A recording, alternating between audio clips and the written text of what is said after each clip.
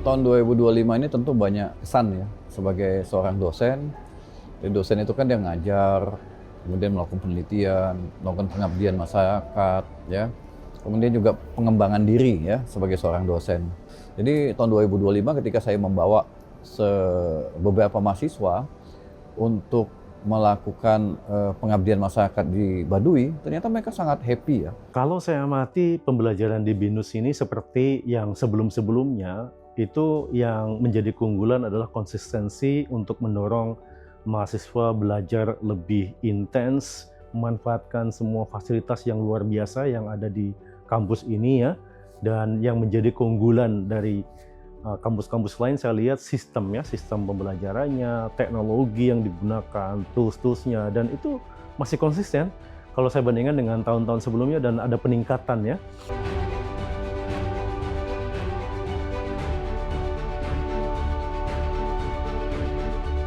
Bagi saya sendiri secara pribadi itu sudah menyelesaikan jabatan saya sebagai ketua program studi hukum bisnis ya. Jadi saya tidak lagi menjabat sebagai ketua program hukum bisnis. Bagi saya tentu di satu sisi tentu happy ya. Kenapa? Saya bisa fokus untuk mengajar ya. Tidak lagi mengajarkan kerjaan-kerjaan administrasi di lingkungan kampus. Di satu sisi ya. Di sisi lainnya juga saya punya pengalaman ketika mengelola sebuah program studi. Kemudian saya juga melihat teman-teman dosen di kampus saya di tahun 2025 ini memang mereka punya perspektif yang cukup baik ya, memandang bagaimana membesarkan terutama hukum bisnis ini menjadi sebuah program studi yang diperhitungkan di tingkat nasional dan bahkan di tingkat internasional. Dan kami mengejar target itu supaya menjadi bagian program studi ilmu hukum yang berpengaruh pada tingkat nasional dan global. Kalau kesan saya pada teman-teman di BINUS, saya melihat makin lama makin kompak ya. Jadi terlihat dalam misalnya nih sesama dosen ketika rapat-rapat untuk membahas awal kuliah misalnya ya, membahas soal ujian itu makin lama makin kompak tuh. Jadi saya ingin misalnya menceritakan satu mata kuliah ya. Kita punya 3 dosen paralel untuk global class ya, untuk operation management misalnya antara saya, lalu ada rekan dosen yang ada yang lebih senior, yang lebih berpengalaman. Lalu kami tuh kompak sekali dalam menyiapkan misalnya membuat soal ujian, berdiskusi. Mendiskusikan format soal ujian itu secara transparan. Artinya kita mencoba membuat ujian itu bukan untuk menjatuhkan mahasiswa kan, tapi bagaimana supaya kita bisa menguji kemampuan, pemahaman, wawasan, sehingga secara objektif itu bisa dikeluarkan dalam bentuk output ya, scoring dan sebagainya. Jadi itu prosesnya itu luar biasa menyenangkan gitu.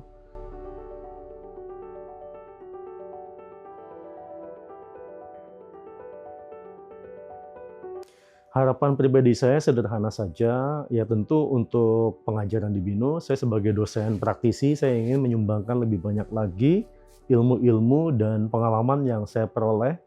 Goal saya adalah membuat mahasiswa itu bukan cuma memperoleh nilai yang bagus, tetapi juga ketika selesai kuliah di tempat, di kelas yang saya bimbing, mereka memperoleh ilmu.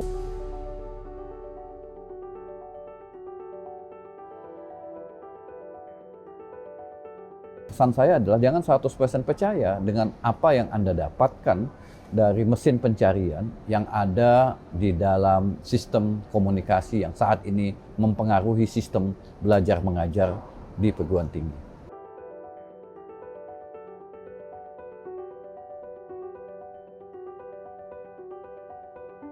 Tentunya pengalaman kerja di BINUS tahun 2025 ini luar biasa ya, karena perubahan yang kita rasain itu nggak hanya di internal, tapi tentunya kita rasakan di eksternal juga ya. Dengan adanya perubahan ekonomi dan karena aku di marketing itu menjadi salah satu challenge juga gitu ya, untuk menggait mahasiswa-mahasiswa baru untuk masuk ke BINUS. Namun ada satu perubahan positif yang aku sangat bersyukur banget di tahun 2025 ini, puji Tuhan, pada saat bulan April tahun 2025 kemarin aku udah resmi promotion ya, walaupun belum jumping banget ya guys ya sampai yang tinggi, tapi tetap disyukuri achievement itu, yang tadinya staff aku promotion menjadi officer gitu, dan senang banget, happy banget juga dirayain juga waktu itu, kita ada kumpul-kumpul barengnya juga, jadi achievement kita sekecil apapun itu juga dirayakan gitu oleh BINUS. Sebenarnya pengalaman kerja di BINUS tuh dinamikanya luar biasa ya. Kadang Hari ini senang, besoknya bisa marah, besoknya bisa senang lagi, besoknya bisa sedih lagi. Jadi, dibilang bahagia terus tuh kadang iya, kebanyakan iya, cuman ya biasalah kalau kerja mah di mana-mana pasti ada gonjang-ganjing, ada naik turunnya. Terus juga ya dihadapin aja lah, kalau kata orang mah dihadapin aja lah. Perubahan positif ya, kalau yang gue rasain itu adalah, manajemen emosi ya kayaknya. Karena semakin ke sini tuh kadang semakin menemukan orang yang kocak, yang lucu-lucu, yang menggemaskan. Jadi, selain menghadapi jalan raya yang kadang macetnya tuh nggak ngotak ya, nah menghadapi orang-orang ini juga butuh ketenangan jiwa, ketenangan emosi, dan butuh kedewasaan aja sih untuk menghadapi gitu.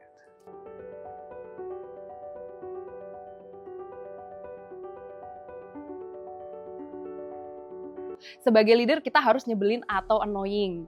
Nah, mungkin tidak bermaksud menyindir ya teman-teman, banyak mungkin ya kita ngerasain aduh leader kita ini annoying atau gimana gitu. Tapi yang aku pelajarin adalah gimana kita bisa men-challenge diri kita, maksudnya annoying itu ya, jadi lebih bagus lagi dari sebelumnya karena kan proses kalau kita mau bertumbuh itu nggak nyaman ya. Nah mungkin itu kita merasakan itu adalah sebuah annoyance gitu atau annoying. Ternyata itu bukan gitu, itu adalah yang dimaksud annoying oleh Kak Auri adalah gimana kita bisa men-challenge diri kita maksimal, gak yang di situ-situ aja gitu dalam tanda kutip. Nah itu mungkin secara soft-nya ya yang aku pelajarin gitu. Kalau hard skill lain-lain tentunya aku juga banyak belajar gitu ya dari training-training aku dapat terkait dengan branding, terkait dengan konten. Salah satunya mungkin gimana buat konten yang ngehook banget gitu ya buat Gen Z atau gak cuma Gen Z bahkan ya, tapi semuanya gitu. Nah itu aku juga banyak banget belajar di tahun ini dan udah mulai gitu ya aku terapkan dan hopefully di tahun depan bisa semakin baik lagi. Kebetulan gue tuh pengen les bahasa Jerman.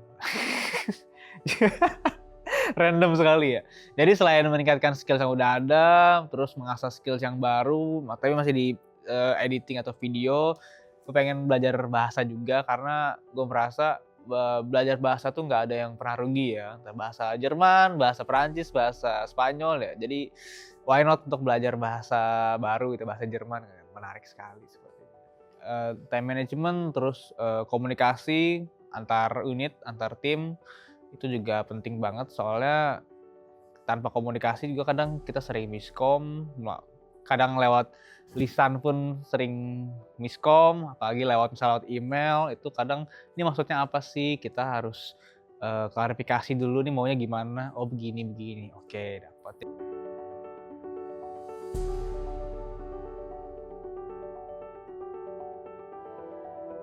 Seperti yang aku ceritakan sebelumnya ya guys, mungkin lebih banyak teamwork ya yang aku rasakan gitu. Jadi gimana menghadapi semua challenge yang diberikan gitu ya atau yang kita dapatkan baik itu dari internal atau eksternal, itu ternyata kita bisa hadapin dengan kita bekerja bareng-bareng, brainstorm bersama-sama dan gak semua kita pikirin atau menjadi beban untuk diri kita sendiri gitu. Jadi value BINUS yang teamwork itu sangat aku rasakan di tahun ini. Teamwork pasti ya, teamwork. Kalau di CMC itu gue merasa teamworknya luar biasa ya. Komunikasi juga enak juga di CMC. Terus ya sebenarnya overall all is good lah, all is well.